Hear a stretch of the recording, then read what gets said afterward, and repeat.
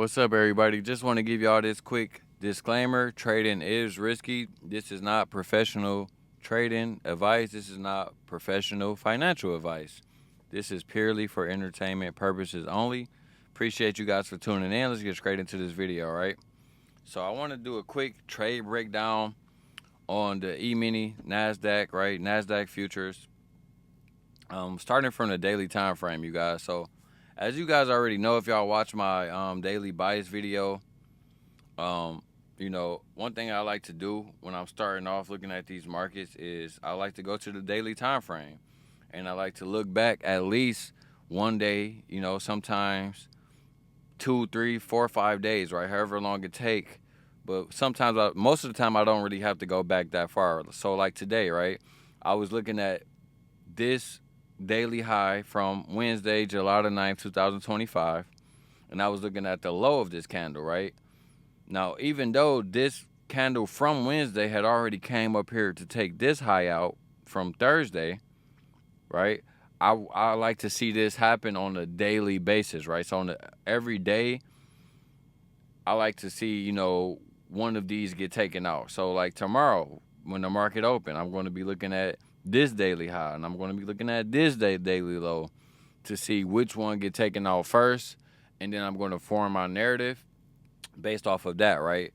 So that is pretty much how I use daily bias, how I use the ICT daily bias. I'm not going to pretty much talk about that for much longer. I have like 4 different videos that I just made about daily bias, but I figured it was worth mentioning again, right? So the other thing I look for as well, and I do have videos on this as well, I look at these wicks, right? So I measure out these wicks with the Fibonacci tool, right? Because essentially this is just like the daily rejection block, right? You can just think of it as the daily rejection block. But me, I'd like to, just measure out the wicks. And then what I noticed right off the rip was the price was respecting the midpoint of this wick right here, right? So this started to happen right around market open, and that was letting me know that sellers look like they was in control. If we go to the 1 minute time frame, let me see, we go to the 1 minute. Just want to show you guys this really fast. All right, I'm going to put a vertical line on this 9:30 candle right here, so we can, keep track of where we're at. So as you guys can see right in here, I measured out that wick. You guys can see it on the 1 minute time frame now. Price was respecting this price during the market open, and then we started to come down a little bit, right? We started to sell off. And what I was waiting on originally, I'm going to move this over just a little bit. Right in here is the first presented fair value gap. So you guys can notice that there's a first presented fair value gap right in here, where there's already a first presented fair value gap from, I believe this was from either Wednesday or Tuesday, right? So I didn't even have to box this up. But what I was waiting for the market to at least come inside here. And, I was going to see, do we want to keep going up higher? Do we want to come down lower? But as you guys can see, price started to stall out, and then it got really weak in here. And then from there, it just started to sell off, right?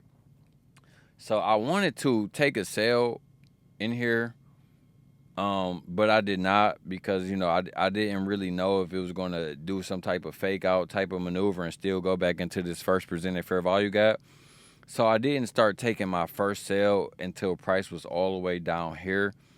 I thought maybe we could get a continuation and possibly even, if we don't sweep this daily low from the previous day low, I was thinking that maybe we could at least come close to getting there, right? And then, so I was taking my first trade from there, but I ended up getting stopped out, long story short, right? So I took my first loss on this trade right here, trying to sell from this order block. As you guys can see, it did give me a little bit of profits, like maybe, and by the way, I didn't get a perfect entry, so I probably got in like all the way down here somewhere, and, so my profits really wasn't long-lived, it was short-lived. And then the other thing that I was looking at as well, if we go to the hourly time frame, right? Because normally what I do is I don't jump directly from the daily to the 1 minute. I was just showing you guys the price action on the 1 minute chart. But typically what I do is I go from like the daily to the 4 hour, right? Now I will admit at the time, you know, I wasn't even aware of this order block right here. And I also wasn't aware of these 3 red candles right here, which makes one order block. And I'm sorry, I said order block, but this right here is a fair value gap. This is an order block, you know. And as you guys can see, price did come down here, and it did respect that. But I really wasn't aware of that. But what I was aware of at the time, I was aware of liquidity, right? And that's one of the most important things you want to be aware of. And I don't know what's going on right now with the market, but it's looking like it's selling off a little bit right now. It is 7:18 p.m., right? But long story short, to stay focused, I was aware of the liquidity, right? We had a liquidity area right here. Then we had a liquidity area right here. And so, you know, liquidity got swept right there. Then we got swept right here. I'm going to put a blue line right here. Let's just make it pink, because I want to go back to the 1 minute time frame and show you guys what happened, right? So I was telling you guys we was about right here. I was taking my trade, and I must admit, you guys, at the time I didn't even see this liquidity. You know, I was mostly just focused on the daily low. But you know, when I found out about it, it was kind of too late. But it did kind of save me a couple of dollars, because I was able to just close my trade. Because I'm looking at now, okay, now we swept liquidity. So like, imagine if I would have seen this 4 hour fair value gap, and also seen this liquidity, I probably would have never even took that sale, right? So I'm just trying to be transparent with you guys and let you guys know what really happened in real time, because it's so easy for any of us to do this. You know, sometimes you don't check all of the time frames. You might be too busy. You might be doing something. You just might forget, right? It's easy to do. Nobody's perfect. But, you know, by the time I saw it, it was a little bit too late. Market was already starting to reverse against me, so I did take a loss. But after I seen it, I started to think, maybe I could start taking buys in here, because they might just respect this 4 hour fair value gap. We already swept some liquidity. Maybe it's going to go all the way back up here and sweep out this previous day high at 23111, right?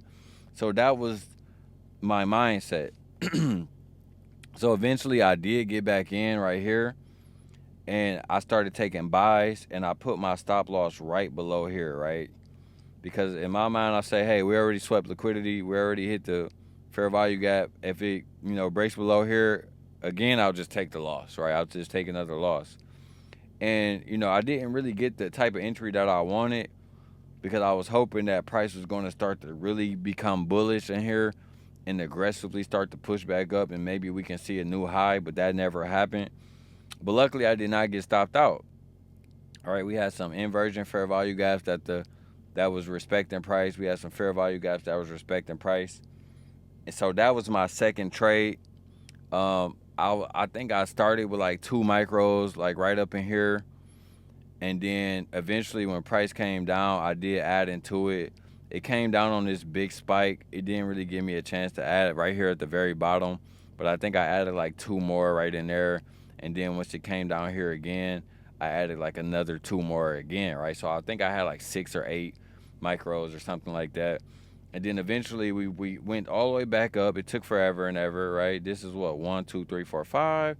This is about 15 to 20 candles, right? So it took about 15 to 20 minutes for it to go back up. So at this point, I was in this trade for a long time, and I really wasn't a fan anymore. Like once it got back up here to this high, I wanted to see it kind of like start to fly up. And it was like being very choppy, you know, it was very choppy, it was very weak. So that made me just take the profits. You know, at this point, I was pretty much up about $36 on my Tradify account, and I was still down about $225 on my FunderPro Phase 1 account. So I was happy to even just be like close to break even. I wasn't mad about that at all. you know, because like I said, this was an inside day, meaning that on the daily time frame, neither the previous high, I mean, neither the previous day high or the previous day low was swept, right? So price was just hanging out within that daily candle. And as I told you guys in the daily bias videos, I try to stay away from those inside days, because once you do your own back testing, you guys will eventually see what I'm talking about. Like, you're going to get chopped up almost every time. It's not impossible to trade on those days.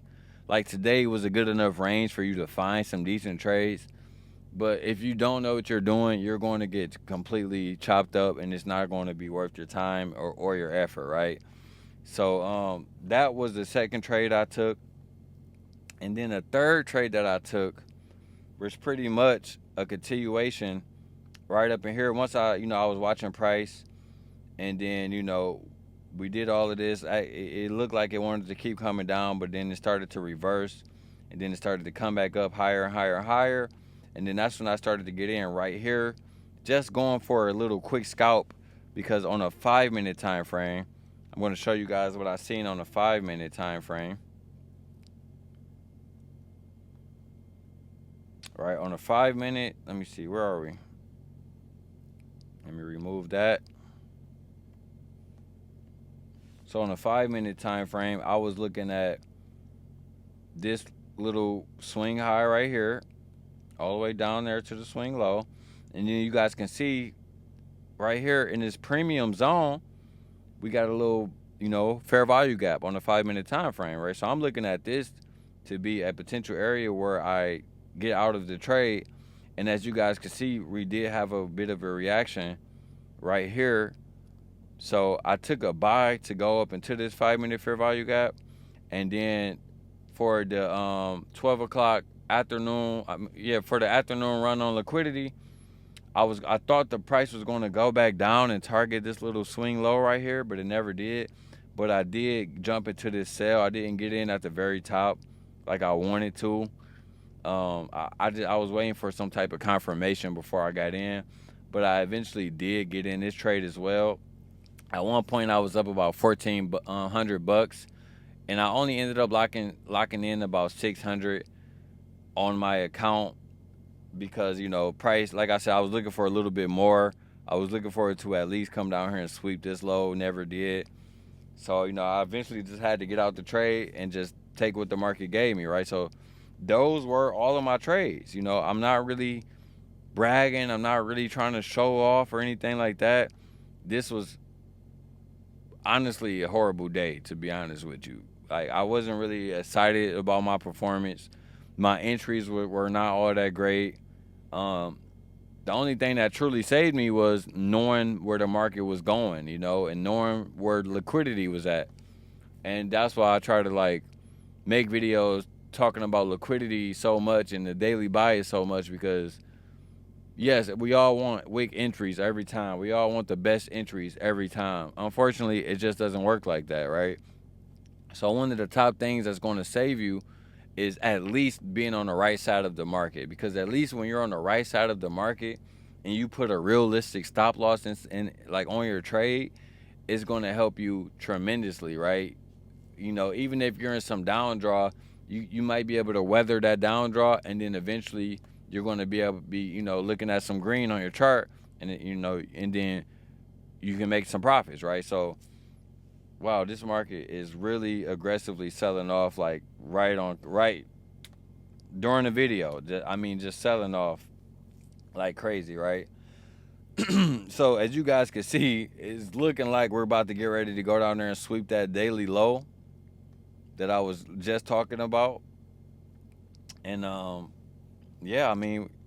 it's haven't done it yet, but this is crazy. I wasn't expecting the market to make such a big move at 7:26 p.m., but this is pretty interesting. We're going to have to see what happened with that. So, I don't know what's going on right now, but I don't know if it was some type of news catalyst or what, but that's the video, you guys. That's my trade breakdown. Nothing too fancy. Pretty much, you guys, I use daily bias. I start off on the daily time frame. I look at the last 1 day, 2 day, 3 day daily candles and see, you know, where have we broken out? Have we broken out the top or have we broken out the bottom? And then from there, I use, like, sometimes I use wicks, I use rejection blocks, I use order blocks, fair value gaps. I use all of the ICT PD arrays to create a narrative about where the market is going to go, right? And I'm not creating a narrative. I'm pretty much just watching the charts and seeing what narrative the market is pretty much presenting to me. And whatever narrative that is, I just pretty much go with the flow with that. Try to keep it simple and scalp and just try to take profits and not get too fancy, not be too anal about, you know, all of my take profits and all of just being perfect all the time, right? Because I know a lot of y'all are doing that relentlessly, right? So you guys can see right here, just live on camera, we just went down here and swept that daily low. Like, I can't make this shit up, man. And then look how, as soon as it sweeps, look how it's instantly retracing, right? So we're going to see what happened with that. But this is exactly why I tell you guys to have these levels marked out on the daily time frame, right? This is why I tell you guys, because this is the best way for you to learn this stuff.